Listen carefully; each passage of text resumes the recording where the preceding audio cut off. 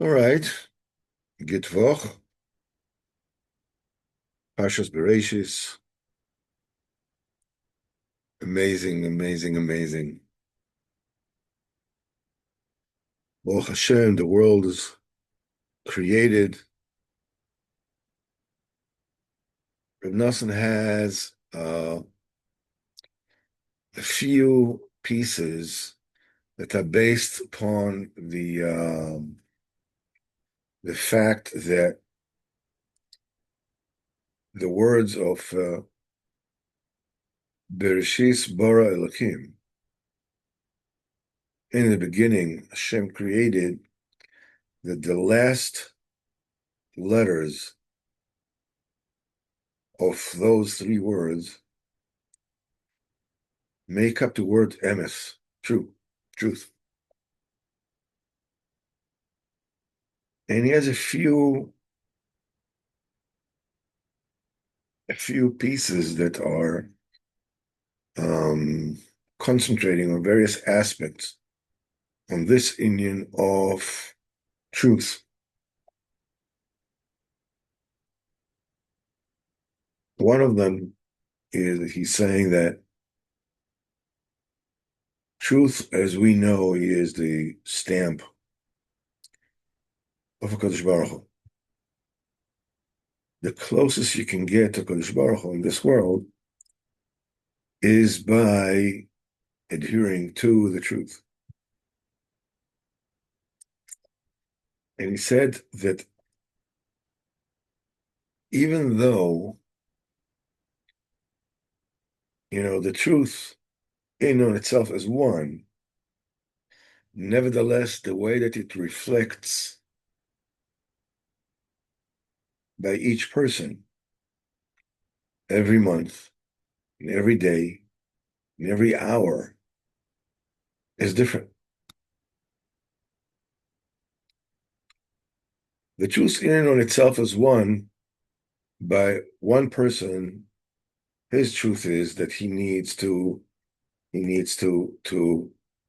Osek in Tefillah, in Torah, and Tefillah. That's his truth. That's the way the truth is reflected according to his kalim, according to his. There's another person whose truth is that he should be a businessman. Another person whose truth is that he should be Osek mainly in tzedakah. And then, of course, that the individual truth by every person varies, every month, every day, and every hour. And this hour, the truth is to learn. And this hour, the truth is you should go to sleep. This hour, the truth is you should be Osek in tzedakah. But the main thing that Reb Nosson takes out of the fact that Bereshis bara Elokim is Sofa Tevis Emes is that the principle is that the way that Kadosh Baruch Hu is absolutely everywhere, is omnipresent in the entire creation, no matter what, creates a situation that at every single time, every single moment of your life, there is the nekuda of truth that you should focus yourself on. What does Hashem want from me now? What's the right thing for me to do now? And when you come to think of it, is this it explains the career, quote unquote, of serving Kodesh Baruch Hu, that one's entire life should be dedicated to serving Kodesh Baruch Hu. How do you do that? I mean, do you sign some kind of a compliance form? I mean, what do you do? How do you do that? The answer is that at every time you try to adhere to the truth that applies to you at that particular point in time. Now,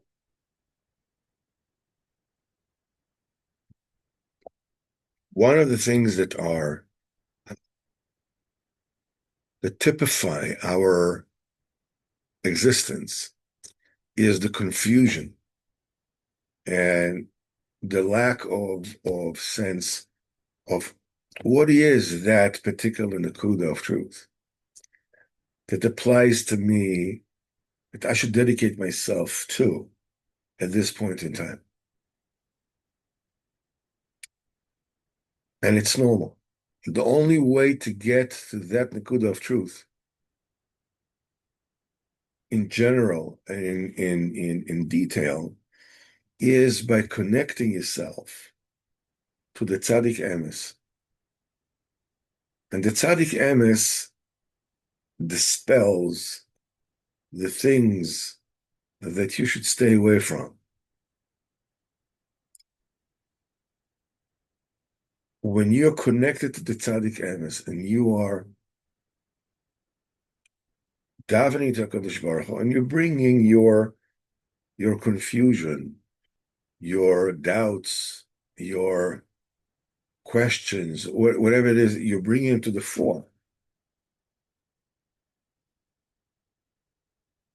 You are able to come away with a certain understanding of what is the truth that you should adhere to, that you should go with, that you should put into action, you should practice at this particular point in time.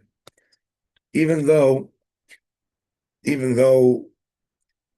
the doubts do persist, and there's like an underlying sense that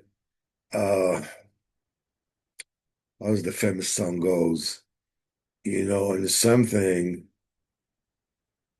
is going on, but you don't know what it is, do you, Mr. Jones? This is a famous song from the 60s.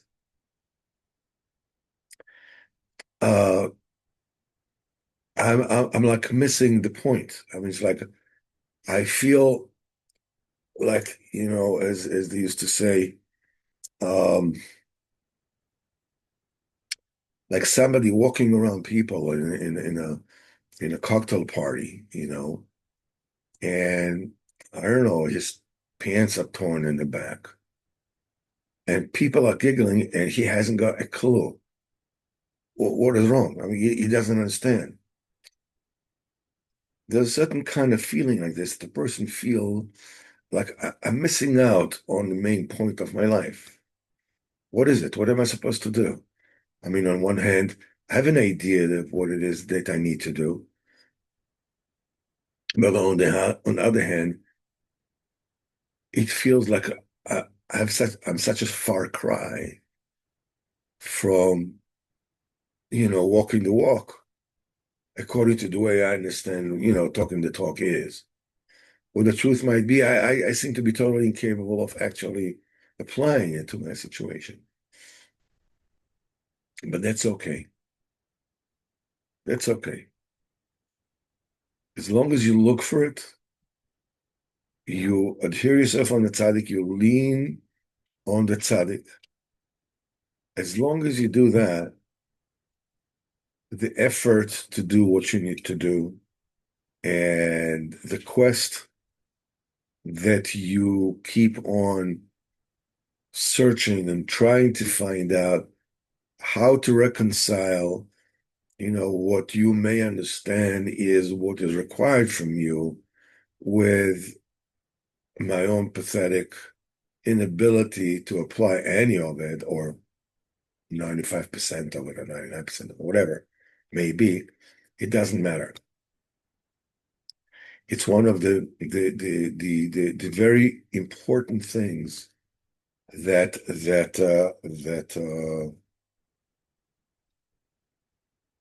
need to be kept in mind. it's a big mantra by 12 steps, various 12 steps traditions. Feelings are not facts. The fact that you may feel, or I may feel, all confused, all incapable, all helpless, pathetic, hopeless, whatever you want to call it, is not a fact. The fact is that I may be lamentable, okay? But I'm not that lamentable. I may be a failure, but I'm not that much of a failure. I know that I caused my own family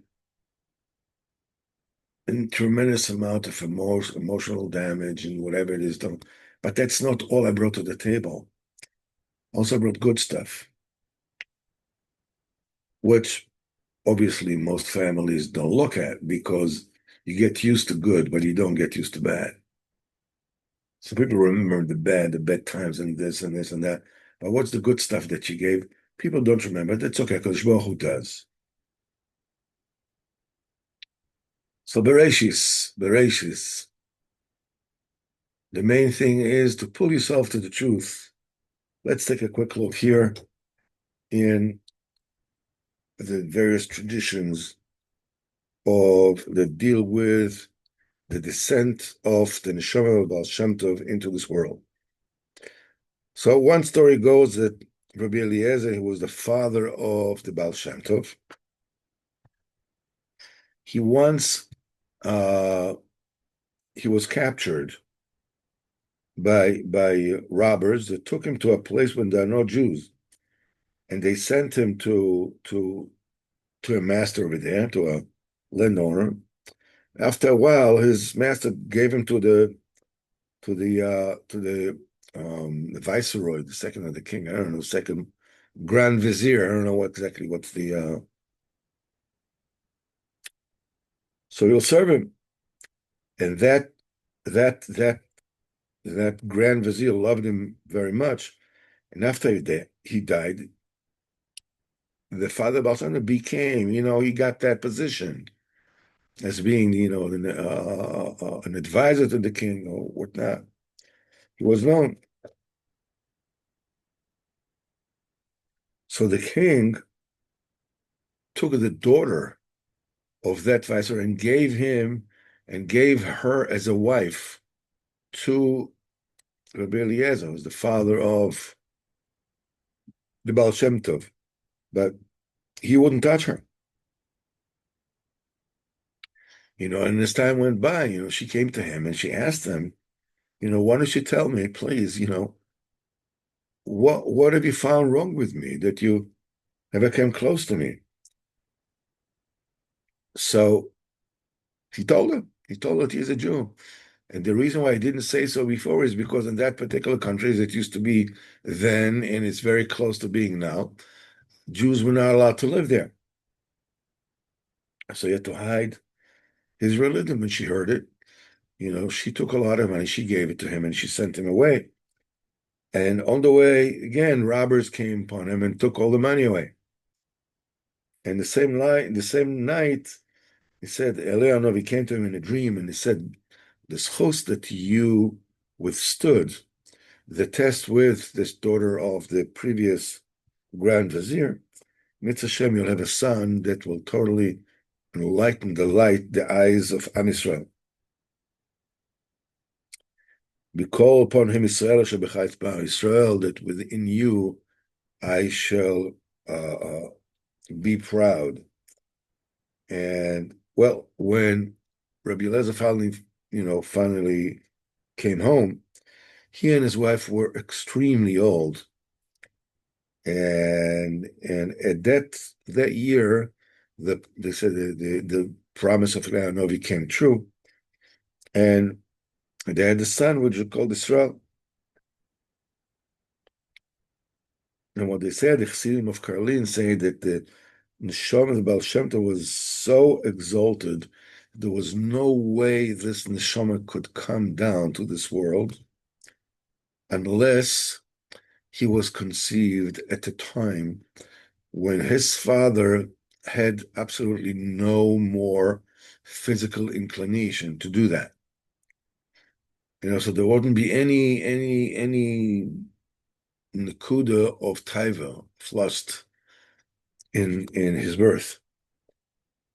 His father was actually, they said his father was 100 years old when he was born, like Avraham Avinu. And when, that all this wasn't even shaykh to him. The tzaddikim of the Kalin said that the neshama, like the Baal Shem Tov, comes to the world once in 1,000 years.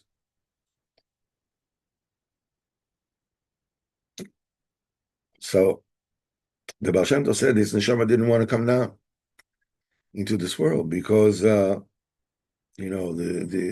difficulties is the snakes and the scorpions in the generation. That Chas Chalila, he would Mevata, so they gave him 60 Talmidim. It was called the 60 Giborim. So Rabbeinu said that if he had these 60 Giborim, he'd be able to conquer the entire world.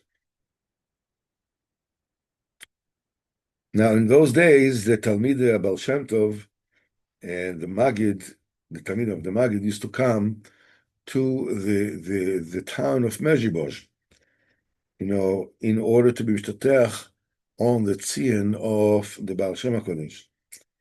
And they used to stay in the old house of the Baal Shem Tov that the Baal Shem Tov left to his daughter Odel, because her both brothers, Rebbe Reboch and the Dega Machne Ephraim,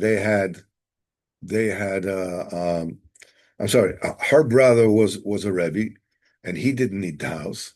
So he gave it to his daughter to Odel, and Odel gave it to her daughter Fega, because her two sons were both Rebbes, and they had their own kehilas, they didn't need it. So the house was, belonged to Rabbi Simcha and to Ras Fega, the parents of Rabbeinu Nachman. And, tzaddikim they come to their house and they speak, what they speak about. Tzaddikim speak about Torah, about Hashem, and stories about Baal Shem Tov. And Rabbeinu Kodesh is from the age 3, he used to, creep up to the table and listen to the Sichos. And from age 3, he decided this is it. This is what he wants to do. This is his way that he's going to be going to Avodas Hashem. And it says that they said one of the stories that he heard about the Baal Shem Tov that made a great impression on him was when he was a 5-year-old child. The Baal Shem Tov was 5-year-old. When he was born to his father, Rabbi Eliezer, he was about 100 years old. And his mother, immediately when the Baal Shem Tov was born, his mother passed away. When he was 5 years old, his father became very, very weak. And he called his son and he said, Zetzavo, he gave him a last will and testament. He says, listen, his father says that he said to him that his end is coming near and he needs to leave the world. But he says, my son, he told him, don't be afraid of anything. Because Baruch Hu is absolutely everywhere, he's omnipresent. And always, picture in your mind, because Baruch Hu is with you and is by you. So whenever it is that you will need anything, just don't ask anybody except HaKadosh Baruch Hu himself. Because there is no reality except Hashem alone. And talk to him. Talk to him constantly. And with these words, he passed away. And the words that his father spoke to him before he passed away, they are the ones, that they say that, the greatest learning experience is the one that is involved with the greatest emotional impact. At kedei kach that there is a French psychologist that claims that the reason why autistic children have such trouble learning is because they can't get the emotions involved in the process of learning. It's like saying that you can tell a child 100 times not to touch a hot pan. And it remains, superfluous, superfluous, it doesn't, it's a knowledge that doesn't go deep, superficial knowledge until he actually touches the hot pan. When that happens, the emotional response of the pain brings the message in, and it makes an imprint that will never leave the child. So obviously, that is the message that we saw Baal Shemtov has received as the last words of his old father as he passes away, at the age of 100. So you can imagine, this is it. This is what Baal Shem is all about. And we spoke about it last time. It was he used to walk around. He was 5 year old, and people of those times, were not only very, very busy, but you know, they didn't need the internet or smartphones too busy to, to occupy their time. They were busy from morning to night, the time they opened their eyes until they closed them at night. So really, people didn't have anybody to keep an eye on him. It was an orphan, it's like um, and he used to sleep at night in one besmedish, and he wouldn't stay there during the day. Already he went from one village to another, from one town to another. Used to go in the forest and in the fields. Was one thing that was totally imprinted in him. The tzavah of his father, every single movement, every single nekuda, Kadosh Baruch Hu is there. The nekuda of emes, every month, every day, every hour, Kadosh Baruch Hu is there with you. All you need to do is need to speak to him and speak to him and speak to him. And this is what he did for many, many years.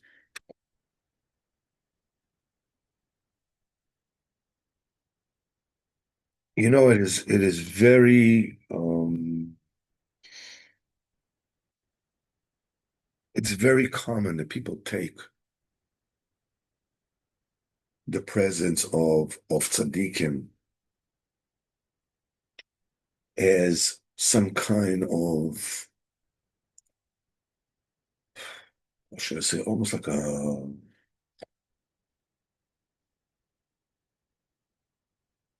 a talismanic occurrence, that the Rebbe is someone who came to this world completely a finished product, that he never needed to do anything. He is a tzaddik by his very being.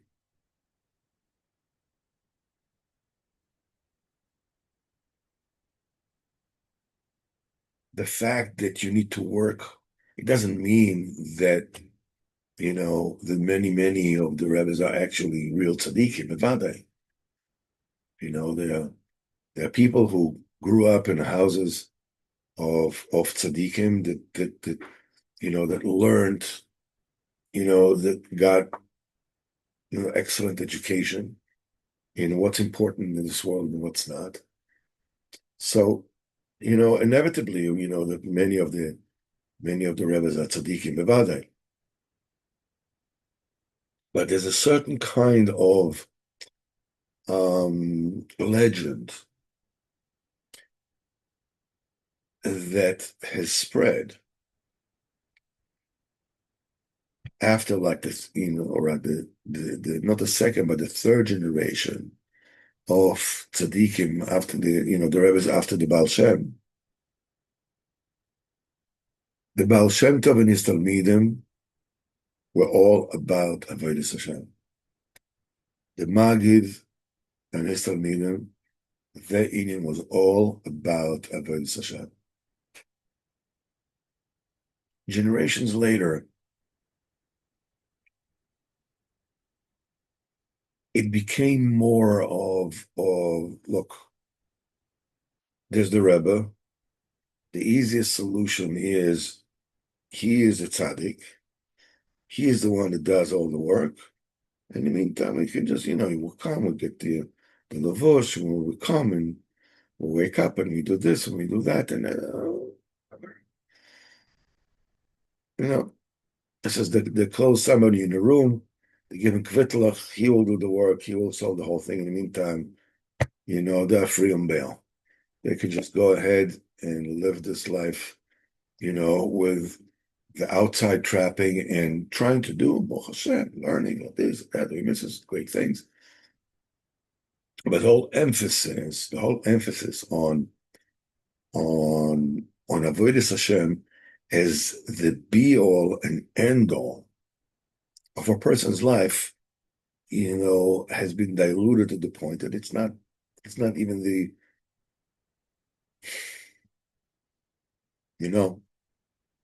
Reb Nosson,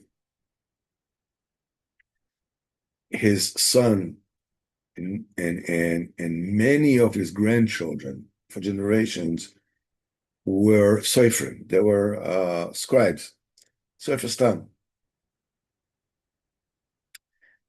So Reb Nosson's grandson, one of his children,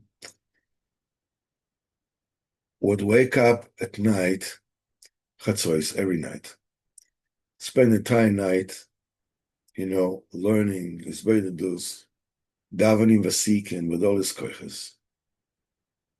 And by, I don't know, in the summer, 6 o'clock, 7 o'clock in the morning, we'd already eat his breakfast. Eat something and go to work. In the same town, there was a scribe that belonged to a rival, whatever movement or whatever it is, that behaved in the Hasidic way. Like 12 o'clock noon, he would go to the mikveh with the big towel, and afterwards he would daven shachris and with this and anyway.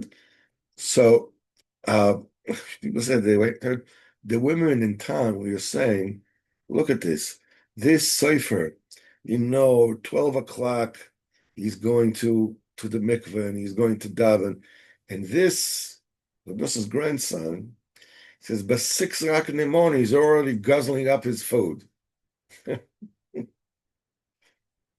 Otherwise, the whole thing was turned over. The tzaddikim are called. This is what Rabbeinu came to replace and put back into its proper place. The main thing is the emes, Kodesh Baruch Hu, and speak to Kodesh Baruch Hu, look for what the nikud of emes that is right for you at this point in time. Let's take a quick look at Sichos Haran for this week. And the Rebbe says as follows. This is Sicha 289. The Rebbe gives 2 ways that a person can be mikayim the order of HaKadosh Baruch Hu, v'ahavta Hashem Elokecha b'chol levavcha, v'chol nafshecha, v'chol meodecha, with everything that you have. Rabbeinu says to somebody who is not, hot after money, and he doesn't do business with more money than he has. He's only doing whatever that he does with the emunah, with his own money. Doesn't borrow money, to do this. He just does with his own money. He doesn't borrow from others to do, big businesses and so on. This sounds mekayim b'chol meodecha. This is how you mekayim b'chol meodecha. And also said that when you give 20% of your money to tzedakah, you're also mekayim b'chol meodecha, because 20%. It was like, that's heavy duty stuff. That's very difficult. Again, the main nakuda over here, and it says Torah 289. Again, zeroes down on the same nikuda of emes. What's the Bechol Meodecha? What does it need to do? It needs, it means that you should find what is the nikuda of emes, of truth, that is relevant to your particular station and position in life at this given moment. And it says, you believe in the Kodesh Baruch Hu, you're doing business faithfully. This is what it means, Kodesh Baruch Hu. You are serving Kodesh Baruch Hu with everything you got. It means that you do business only with your money, with what you got, not with what other people have.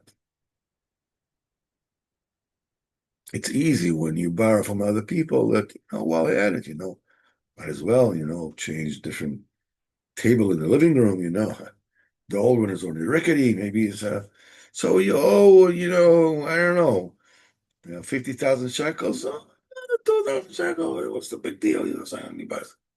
No, when you're just dealing with what you have, this is about bechol meodecha. Do it be'emunah. Bechol meodecha. Not to borrow money. That's the truth. Now, giving 20% constantly is also bechol meodecha.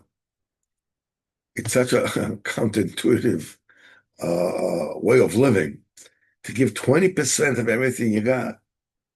I know my friend Eliyahu Meirav, that said that he would give 20% of his income all the time. That was the minimum.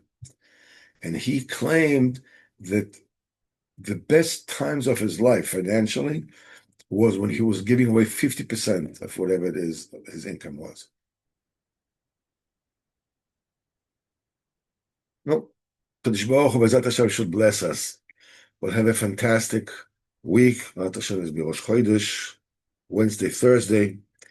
We'll have a great month.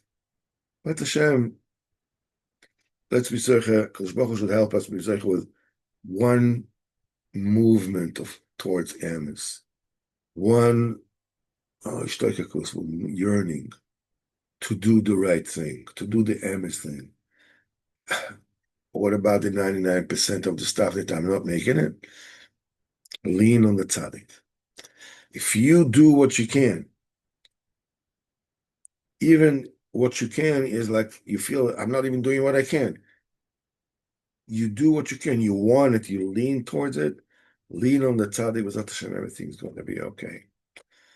We're going to have some good times with Hashem. Some good times. All righty. So thank you very, very much. And B'ezrat Hashem, we will meet in Hashem on Thursday on the shir. And hopefully this Motzei Shabbos shir, Hashem, will become reestablished again. Kol Tov, and have a great, great week in health and wealth, spirit, any way, shape, or form, B'ezrat Hashem.